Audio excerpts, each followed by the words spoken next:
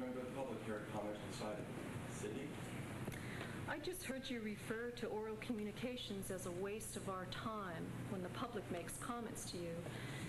And I think that's endemic of your term here, Yardsall, is that the public is a waste of your time.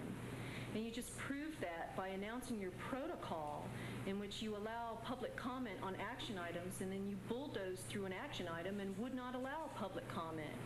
You bounced J.C. Morris off the board without any public comment whatsoever, a violation of your own protocol. As soon as you walk in the door, your new vice chair moves to have oral communications move to the end of the agenda, there again, allowing your action items to take place before any public comment. Another indication of your, oppressive, discriminatory style. It's inappropriate. It's especially inappropriate in a democratic society, in a public access television station.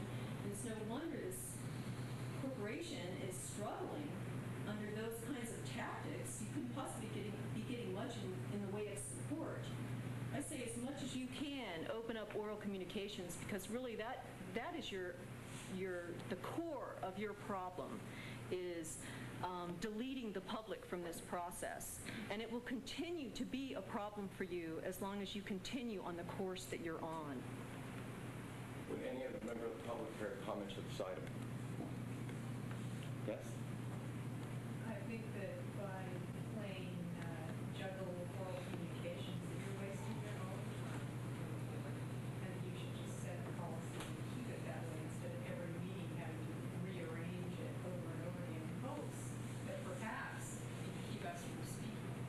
Because you know that we will speak and you will have to hear us. You don't necessarily have to listen because you don't, but you will have to hear us. Would any of the members of the public care speak to this item? Maybe Kevin can support it. Hearing none, I'll close public comment on this item. Is there a discussion among the board members? Of course not. Haven't discussed anything in months. Oral communications at the end of the agenda is the way it was before we talked about it last July, and I don't really have too much to say either way. I think we moved it in order to emulate the city council and some other commissions or committees, and also so that people in the audience wouldn't have to sit through the whole meeting in order to say something. But I really don't have any trouble with it as long as we give people a chance to say something. Actually, I'll point out that the city council has oral communications after all action items. There may be, some of the committees do it at the top of the agenda. Okay. Michael? Seems that members of the public don't understand that oral communications is about anything that's not on the agenda. Are you kidding me? Are you kidding me? Oral communications just not on the agenda? That's why people speak. And I would also like to suggest that if the board feels that some member of the public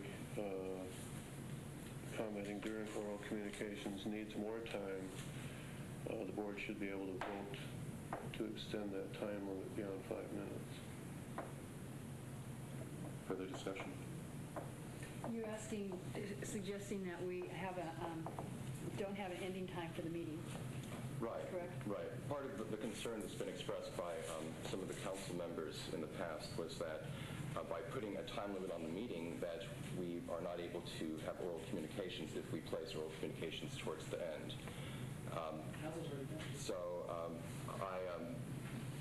So we entertain moving it forward, but the problem here is that if you have a meeting that lasts 2 hours, that would happen, but if there is no time limit on the meeting, then you can't have oral communications, even if it's at the end of the agenda. The reason why I wanted to make this change was so that we would not have repeat testimony of people speaking before action items during oral communications, and then again during those action items. And the primary purpose of these meetings are to conduct the business of the corporation. Oral communications are appropriate, but there are other ways in which people can communicate, such as by email or by mail, which has been done. The next item on the agenda is oral communications. Would any member of the public care to address the board? My first question is, what is the purpose of this nonprofit called ACAT, now that you no longer have a job with the city providing PEG services? What is the purpose of this nonprofit organization to even exist? And the next one would be, why are you removing yet one more board member when you have yet to fill 3? There's been 3 vacancies now. 2 of them have been up for almost a year. And now you've removed one more board member.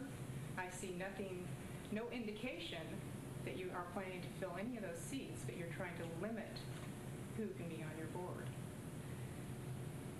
The next question is, what is your corporation ACAT's plans for the assets that you're holding in its name? Your bank account, the equipment that's down at the station, your records, all those things. What do you plan on doing with those things when you cannot use them to provide the service that you used to provide for the city? And why has this board yet to address the incident of the assault on Charles Douglas by Michael Stowell at the judo hut? Take that back over there. I will after I go inside. I'm not going in there. You came up to the door and you're just going to stand here? I'm a board Why are director. you pestering me, Charles? I'm a board director. Go away. No, Go away. I'm not going to be intimidated by Go you. away. Just try to hit me. I love it. Hit you? You're trying to intimidate me right now. I'm a board director and I have the right to inspect the premises. Right, Charles. What are you doing? I'm standing here and you're You putting want me your to call elbow the into me. police? You're hurting me. Stop You it, want me to Michael. call the Stop it. Stop pushing me. You want to call the police? Yeah, call the police. I'm a board Get director. out of here. Call the police. Well, you can sit out here all you want. I'm not going in you.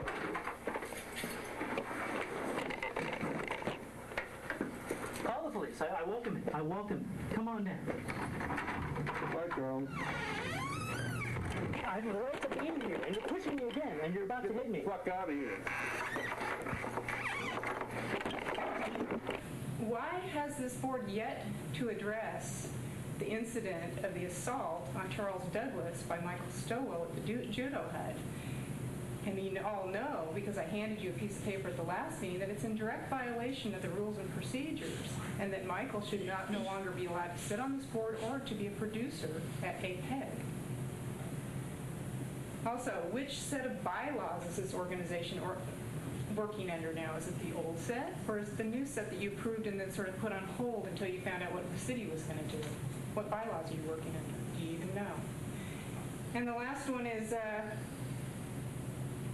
who on this board is going to be the next one of you to be voted off the island? Would any member of the public care to address the board? Charles? I would like to commend the ACAT board for, and especially Roland, for the superb acting job that you're pulling off the last couple of months. That pretending this corporation and you yourselves are still all relevant regarding the city, regarding Channel 12, and regarding public access community entirely. And I certainly think it's easier to keep up the charade with a soulless criminal as endless buckets of ink to throw around. But nonetheless, you have to consider, isn't someone going to see through the act? You don't think Dan Hauser is going to see through the act? This is, if nothing else, a professional politician who knows a good deal when he sees one and knows getting crooks when he sees one. And I don't think he's going to give you the time of day, and he's never going to give you back Channel 12. So I guess I asked the same question Alice does. Since you've committed so many criminal acts that take a legal scholar to surmount them all, why do you even think you have a future? Why are you even here? And what makes you think anyone will ever trust you with $1 of public money again?